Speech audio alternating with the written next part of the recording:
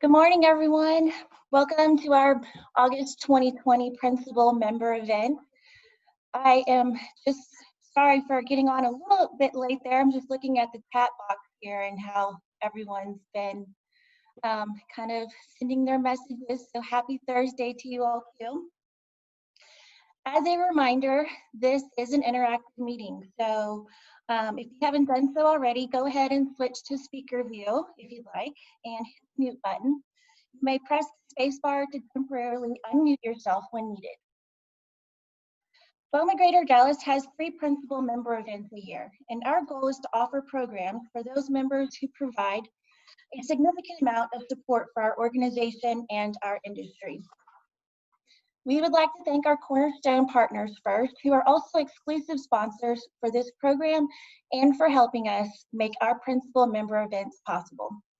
Our 2020-2021 Cornerstone partners are April Building Services and AMSC Elevator Interiors, represented by Tom Brown and Carol Gray, Interstate Restoration, represented by Edward Mills, Land Care, represented by Macy Wallenberg, and Mooring Construction and Restoration, represented by Nick Malamura. Thank you guys for your contribution to BOMA Greater Dallas and for this event. I also want to acknowledge our former presidents, some of which are in attendance with us today. And usually I could just look out in the crowd and point you guys out, but I went through the participant list and tried to get as many as I could that were on here. So Kathy Keebler, Andy Taylor, and Angelique Wade. I'm sure there's some more, so I apologize if I miss you guys, but thank you for your leadership and support that you've given us over the years. I can't tell you how much appreciation I have for you guys now, and you all set us to succeed, and I hope to continue that for this year. Now I want to take a second to acknowledge our building leaders in attendance today. The Building Leaders Program is a 12-month program designed to help commercial real estate professionals learn skills needed to become a leader in the industry and the association while creating a community within BOMA Greater Dallas. Participants receive exclusive education provided by leading professionals, a community of approximately 10 commercial real estate professionals, a mentor-protege relationship that provides career insight and professional growth, and a personal assessment providing each participant with a greater understanding of his or her strengths. So, let me introduce you to our 2020-21 building leaders.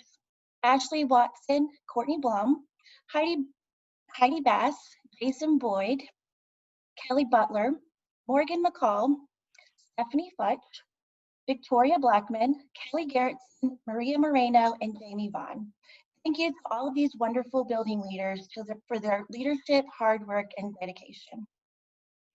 And while I have your attention, I'd like to remind you how BOMA has been working hard for you. This year has been unlike any other, and BOMA at all the different levels have kept us all abreast on the ever-changing environment of this pandemic. From the beginning, BOMA International provided us with a white paper on COVID-19, providing us a foundation to work from. Throughout each county and state ordinances, both BOMA Greater Dallas and Texas BOMA provided quick communication on what the ordinances meant to the commercial real estate industry. We used our strength, which is our volunteers' expertise, to provide members with information that helped us get through these last few months. BOMA continues to represent us to our local officials. In relation to the civil unrest that accompanied the protests in May, BOMA Greater Dallas reached out to the city manager's office, asking for a response on how they will protect our communities. I was happy to see a quick response from them, and I'd like to think that is a testament to the hard work that our volunteers have done in keeping BOMA on their radar these past several years. And don't forget, BOMA International is working hard for you too.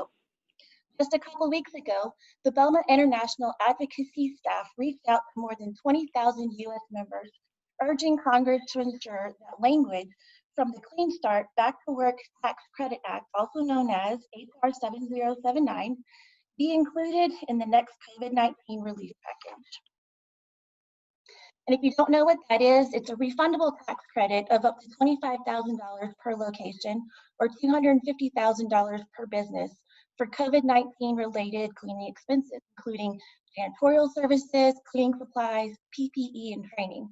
While BOMA is advocating for a host of issues in the next stimulus bill, HR 7079 remains a top priority and is currently under consideration as part of the stimulus negotiations. So I urge you to reach out to your congressional representatives by contacting them about the cleaning tax incentives as they continue to ponder an extension to the economic relief plan. I'm sure you've all been wondering how the executive director search is going. The search committee put together a job profile for the search firm to use, and after they posted it, they've received hundreds of resumes. They're currently sifting through those and scheduling initial interviews. The search firm will present to us their top 10 candidates, and we'll start interviewing in the next few weeks. I want to thank everyone for participating in our COVID-19 event survey.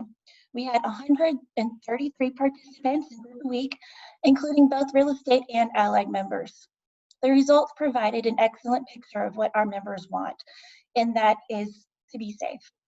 With that, the board decided to make all events be virtual from today through October, with the exception of the outdoor events such as our ski tournament and golf tournament.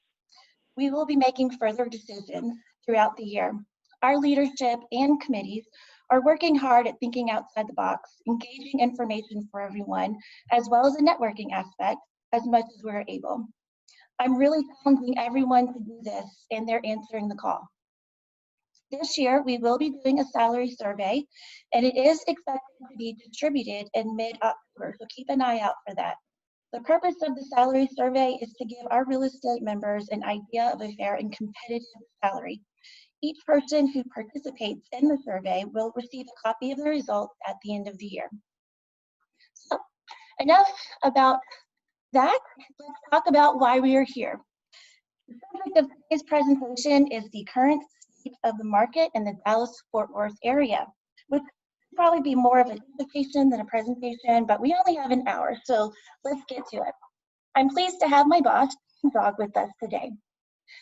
Zogg serves as our Managing Director in Asset Management at Crescent Real Estate, where he oversees leasing and asset management in Crescent's office markets and manages Crescent's leasing efforts of 4.5 million square feet located in Texas and Colorado. John joined Crescent Real Estate as Vice President of Leasing and Marketing in May of 1994 and was named #1 office leasing agent in Dallas-Fort Worth by the Dallas Business Journal for 2 years in a row. John has been at Crescent Real Estate for over 20 years. And before we start our conversation, I want to remind you, type your questions in the Q&A box at any time, or if you prefer, during the open discussion period, just press and hold the space bar to temporarily unmute to ask your question aloud. And I believe we're going to have a poll too, so make sure that you fill that out just so we know how you guys enjoy our events. So without further ado, I'd like to welcome John. Hey, John. Good morning. Good morning. So thank you again for taking the time to do this. And let's just dive in, shall we? How do you think the market looks for North Texas and the country? Do you think it will ever be the same again? Well, who knows? This is a very strange event. And if you think about, we're not just dealing with COVID, but we're dealing with rightful protesters and some bad elements that might be out there among those. So not only were we dealing with COVID, but we started having to deal with building security issues.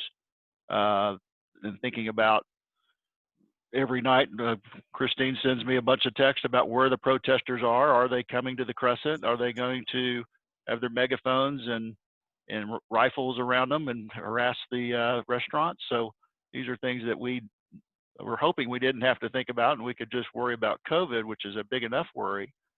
And you know what's interesting just about COVID, I would tell you all the things that I thought I knew in April, May, June are probably inaccurate, and even things I knew last week are out of date. So this is a kind of an unprecedented event. I mean, if you look back at other events that you could try to compare it to, yeah, we come back and we come back strong. And you know, Dallas is going to be a winner through this. I think not only because of COVID, but if you think of some political situations in cities where businesses are just don't know the rules. They don't know how to play in those cities. The rules are not set for them, or they're always changing.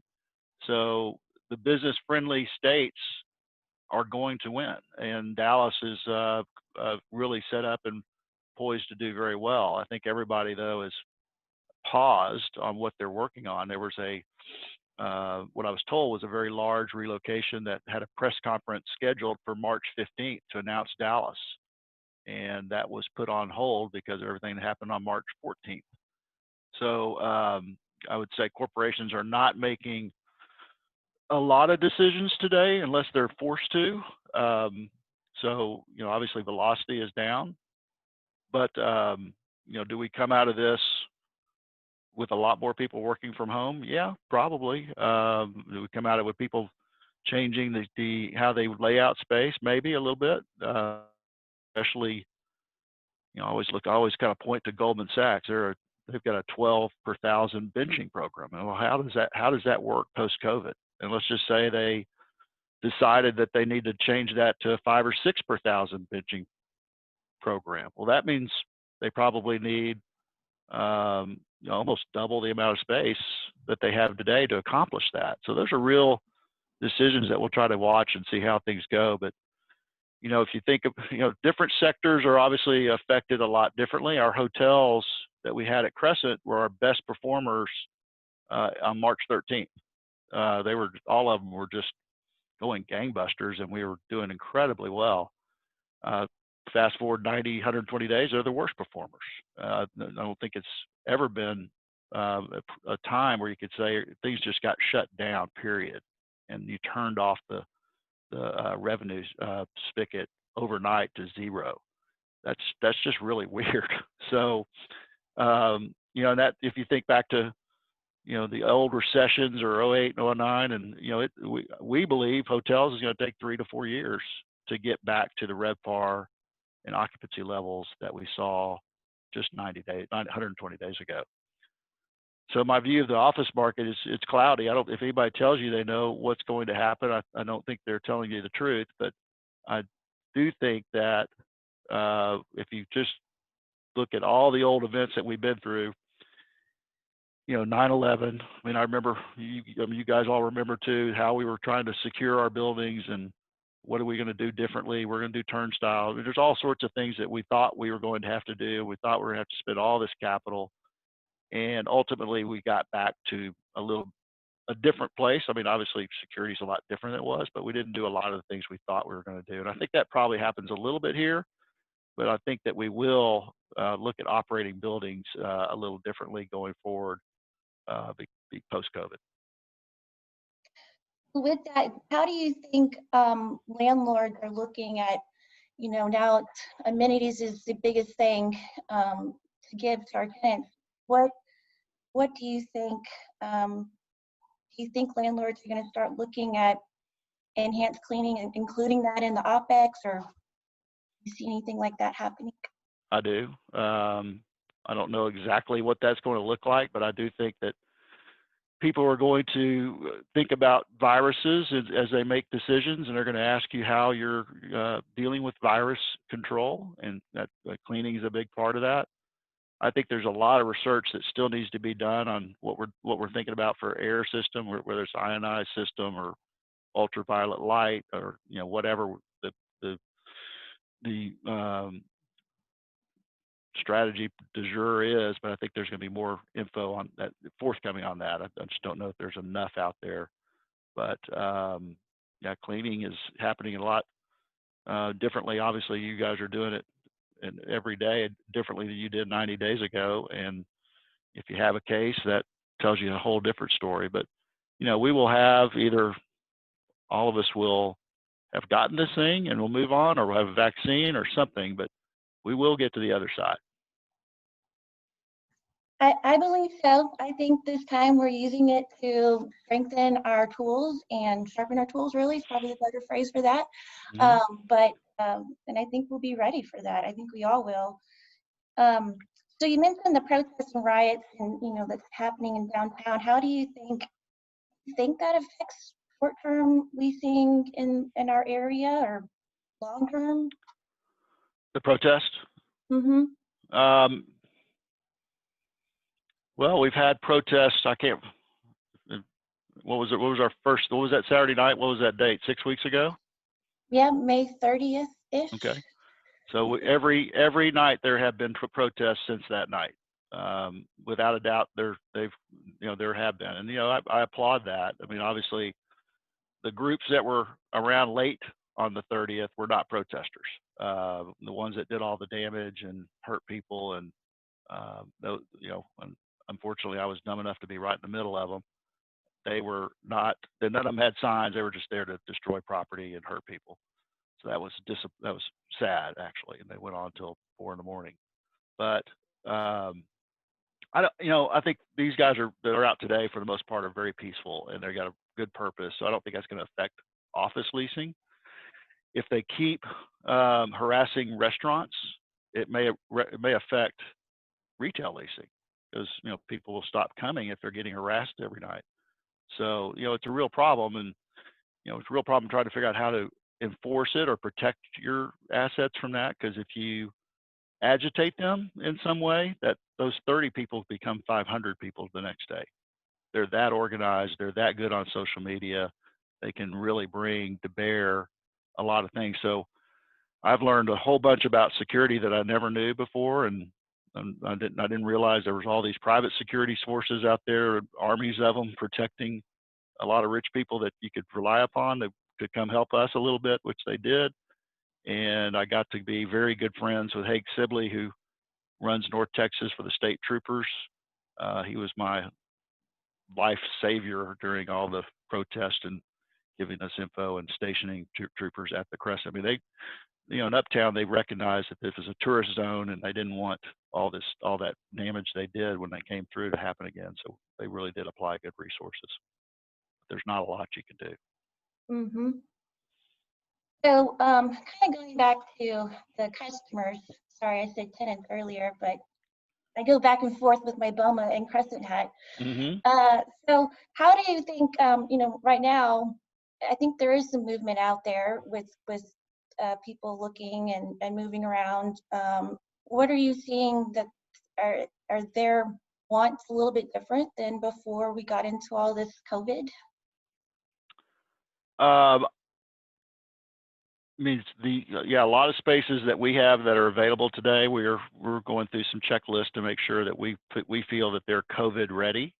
I think that to be determined how much movement there is among, going suburban versus urban, or, I think Dallas is just a good city because we're so spaced out already. So we're prepared a lot for that. We're not, there's not people packed into mass transit. They're not walking, close by on the street. So we can social distance here in any market that we have in Dallas. So we're very, I think, prepared for the post-COVID world. But in my mind, we got to get people back to work. Unfortunately, we're kind of self-recessioning ourselves if we don't get everybody back to work. And there's a lot of debate about are you more efficient at home or less efficient? I'm a person where I have to be in the office and see the team and get the culture of that. So I'm just different, but I'm just hoping that we find a way to get people back to work. Our buildings are probably on average 20% occupied today. We were really gaining strength until the June 2nd outbreak, really, and we thought we'd probably be sitting here today at 40 to 50. And have a good trajectory. So the setback hurt, but hopefully we all get back to work soon.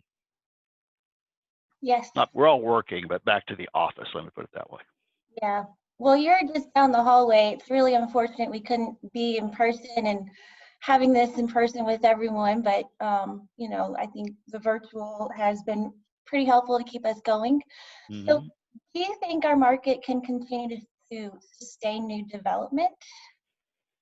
And for those that are already planned, do you think that they'll be delayed? I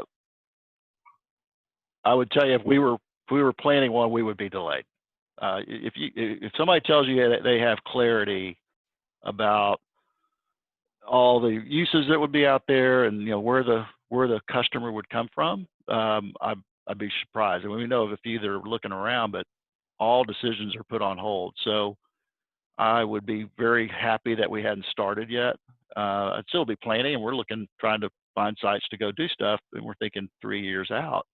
But if I had one going, I'd be very nervous, just because I don't know. There's no guarantees of where we're going to be. So I think lenders will govern that a little bit. They're not going to put money into spec development today, and there shouldn't be spec development. I know we got a couple specs under construction in Uptown, but we'll see how they do. I know they're nervous. I've seen some stuff happening that tells me they're nervous. So there's a lot of development in Dallas that was on the books. My guess is it's all on hold unless they had a customer signed up for significant pre-leasing, capital lined up, and the lender all lined up and signed. Everything's on hold. So another question that I was thinking about, because my theme for the year has been BOMA Connects Us, and I know you kind of spoke on this a little bit with Hank, but how have your connections worked for you through all this COVID and civil unrest? I would say the positives of COVID have been seeing the entire team more often. And I say that not in person, but these Zoom calls. I've used some Google call deal. Microsoft Teams is our preferred that we're using today. So I have a daily call with our entire Denver team that we just started back in March, just to say, let's connect and see what's going on, that we've kept going. And, we transitioned probably from what are we doing on COVID? We're exchanging all the articles, getting all the info we could possibly read on it, to how can we be offensive? What can we go do? Where are the opportunities? And so that has been, even though nobody's traveling and you don't see them in person, I do see their screens, I see their houses, I see their kids, I see their dogs, I hear their dogs. So it's been if you want to know a positive of this, is that I think I've connected with the Crescent team probably as well during COVID as I ever have, without having to travel, which is good. I don't like traveling that much. I know. I think it's always, I feel like all of this virtual technology it's been lingering on us. I mean, I see it even with BOMA. We've had all these ideas, and then we've just had to flip the switch and just make it happen. And it seems that there are lots of positives Yeah. to it. The other is, some people would say my office is not clean right now, but I would tell you it's as clean as it's been in 20 years. And I've organized and reorganized a few things. So, so that's another, I guess it's a positive, but it's not really. I'd rather be working on something else. I know. I have sent out emails telling you guys, keep your desk clean. Well, Julie also started that as well first, and then we had the electrostatic spraying occurring. So, but it reminds me of another question totally out of left field that I thought I would ask you. I've been trying to figure this out. Do you think we're going to have college football in the fall? So we had a Cotton Bowl board meeting yesterday. At best, there will be a reduced capacity at the Cotton Bowl, so I can give you that insight. The Cotton Bowl week will not be a Cotton Bowl week. It'll be a Cotton Bowl day or two. People will practice in a bubble if we have a Cotton Bowl game. So I hope we get to there, but if you want to know what's being planned for the end, that's it. I don't really, you probably know as much as I do, but the issue is, I think we could get to the season, but what happens if a team has an outbreak? And, then they're canceling, and that has a domino. So very strange time. So I don't know. Truthfully, I kind of hope so we can get back to some normalcy. I know that we're, if I'm not mistaken, the Big 12 is at 50% capacity right now. I don't know if that's a school by school or what I've heard elsewhere, but that could go down. Yeah, I saw yesterday that UConn took out. They decided to not have any football, but it'll be interesting. I think that's my bread and butter. I think you all know that. I love my college football. It does help make things feel a little bit normal. But Yeah. Well, the other thing I didn't mention on the post-COVID world that I am worried about is I'm a foodie. I love going to great food and trying new restaurants. That's a big deal.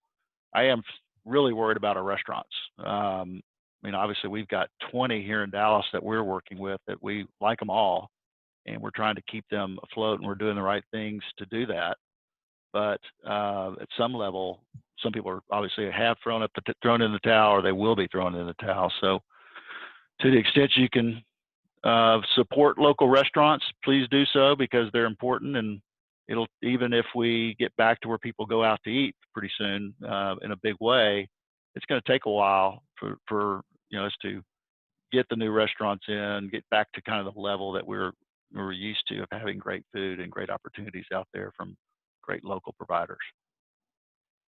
definitely. I mean, and I think the restaurants have done a good job. You've got some that are really, they take it seriously, and they have their white coats on with their goggles and masks, gloves, everything to make their customers feel safe as well if they dine in. And I went to Georgie restaurant last night, and it was a fantastic experience. I would say they've limited capacity to about a third instead of the half they could go to, but they had everybody spread out right, and it was a great meal. I'm like you, I love food too, and it's just I just hope we can get there. I know we try as much, our family tries to do to-goes as much as possible, so try to spread that love out there. Mm-hmm. Well, I wanted to open it up to the participants. If you guys have any questions for John, yeah, feel free to. I don't see anything in the chat box, or unless I missed, because I did miss Don Brown. I did say Don Brown, and he is a former president. So I apologize, Don, that I did not mention you as a former past president, but I'm getting used to this virtual meeting scenario.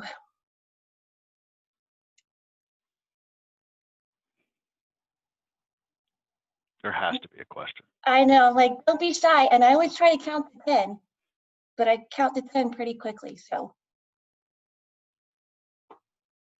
Come on, Andy, what do you got? What about downtown? You know, we've always struggled, and I know this is where it seems like a lot of the protesting and the damage took place. Does that set us back 10 years from, Yeah, I really hope not. I mean, we've obviously been working on downtown for a long time. I don't think so. As long as the other markets continue, at least to where they got back to where they were rate-wise. I mean, downtown's just such a economically viable alternative, and it really was seeing really good momentum, especially in some of the projects on some back office call centers and things that we've got a lot of occupancy going in some buildings that had struggled for years. So I think that there was good momentum prior to March and everything. So I think that downtown Dallas is doing a lot of things to make it clean, safe, and active, which is important. And you do have a good collection of restaurants. And I think, if you think back up, I was on the Inside of the Loop committee in 2000 that Moore Miller had set up to help downtown Dallas. And what do we do to change it? At that time, there were 250 residents that all lived in the Manor House. That was all that there was in all of downtown Dallas. Today, I think they're at 10, 11, 12,000 residents. So that's a big deal. You think about El Centro and what they're going to decide, which that could be a big deal. I think that it's set up to do well, but you hate all these setbacks. And I would tell you that crime is a big perception for people that look. So we need to make sure everybody feels safe.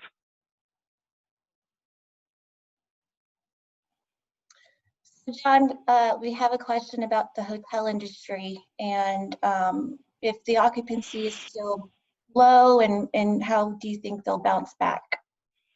Well, all you can do is look historically after 9/11 or 2007, 8, where corporations were told no more travel, none of these boondoggles. It was all this, all the there's all this pressure not to do things. And it took 3 to 4 years to get back, like I said earlier. So, I think that there was a bit of a pent-up demand when we opened, for example, when we opened the Crescent back up. It got up to, I think they got up to 45% or something like that before the second wave hit, which they were ecstatic about. I mean, they thought they'd be much lower and it would be kind of a slow climb. I think that was people just wanting to get out. But I think that the hotel industry, which we're in it, it's going to take, it's just going to take a while. People will travel again. They will get on airplanes, but it's not going to be overnight.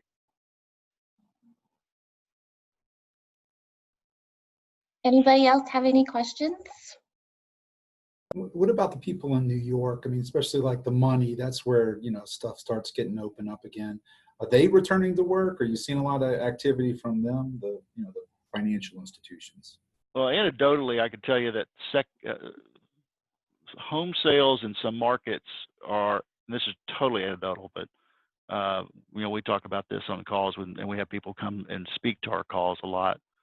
And there are a lot of home sales outside of New York City from people that are buying homes outside, New Yorkers moving. Just talking to our partners that are in New York, including JP Morgan, like they can voluntarily go back now, which I thought was great. I thought that was early actually, but a lot aren't. And the ones that were riding mass transit aren't planning on going back anytime soon. So they're, if they had to get on buses and subways to get to work, they're saying we're going to work from home versus do that right now. So I think that group, is waiting for a vaccine. So there's definitely been a push back, and you have to the extreme of Google saying next July, which I think is just crazy, but whatever. But people that were going to come back July 1st have come back to September 1st, and there are some saying it's going to be, obviously January 1st, but nobody knows, and they're reevaluating. But I think New York will do great long term, but they're going to feel this on the real estate side, because there will be a fair amount of people that just don't want to be in that crowded environment. We have a question, John, about how Crescent's newly remodeled building is doing. I guess that would be 2401 Cedar Springs, across the street from the Crescent. That's our most recent remodel. I mean, we have the luminary, which we built, but we are tracking several people. I mean, that we were talking to several pre-COVID. Pre-COVID looked really good, but I would say we're still very bullish long term, because I love Uptown. I think it's the corner of Main and Uptown. Basically, the background you're looking at is the view from that building. So I think that long term it's going to do great. And if it doesn't do great today, it'll be with relocations that start coming a year from now. So like when I said Dallas is a beneficiary, I believe that. And Uptown, even if relocations go to Frisco Legacy area, Uptown usually wins. We usually win from their service providers. Like when Toyota announced at McKinney and Olive, we did their ad firms, Saatchi and Saatchi, for 50,000 feet. We did their law firm at the Crescent. So, they said they had to be in Uptown to recruit and retain employees. So I think that the building, if y'all hadn't been by, we should have everybody by, because I think it looks really good. And we were able to make some adjustments to where, if you want to say what's a post-COVID building going to look like? Well, we were able to do that there pretty efficiently, given where we were in the process. So we can, that's a pitch that we can make and check a lot of boxes. So one last question that Mary always makes tough questions, and I may be able to kind of help with this one. Speaking of the downtown protest, what, if anything, is being done now to prepare for more possible protests in the lead up and in the aftermath of the election? What are we doing to prepare for more protests prior to the election? Yeah, and I mean, if I just to throw something out, because we have a partnership with the BOMA Greater Dallas has a partnership with 24 Hour Dallas, which is they kind of help promote nightlife, the night economy, and how to, kind of give everyone all the chances of the economic economy there. So just this week they had a great webinar about racism and nightlife, and so if you guys, it's on the website, on their website, 24 Hour Dallas, if you're interested in watching it. But it had some great insight on. A couple of the speakers were influencers, and had a professor from the University of Chicago in Champaign that has done studies in Dallas, Austin, and Houston, just kind of seeing what does that look like for nightclubs. What are they doing to, how can they fix what they're doing, kind of thing, and what's out there. So I think that's throwing that out there, but. Well, I'm not sure I'm qualified to answer, but the rules of engagement for our police are very, very limited. So you really have to be a bad actor for anybody to be stopped. So, which is fine. I mean, if you're peacefully protesting, you should be able to do that. But even if you cross the line, you really have to cross the line for Dallas police to get involved. The troopers were different. They have different rules of engagement. They can be a little more. They can help us more. But the troopers, unless there's another event to where they really come back, I think the troopers have gone back to their freeways for the most part. And one last question, John. Have you seen a difference in how tenants are designing their space this March? And do you think that tenants may look to incorporate and keep a staggered work schedule permanently? I think those are both TBD. I think I've seen people stop what they were doing and look at it differently. I've seen other people stop what they were doing and move forward with what they were doing. So it's kind of across the board, I think now, but I think it's just everybody has to think about it. And you got to think about your flow. You got to think about your spacing. And so there's just a lot of other factors that people never thought about that they are thinking about today. I mean, my only real evidence is the people we've worked with, and I describe that, or reading, all the Gensler, Corrigan, all the stuff that I've read about how they're thinking about design. But I think that still is too early to tell exactly what's going to happen.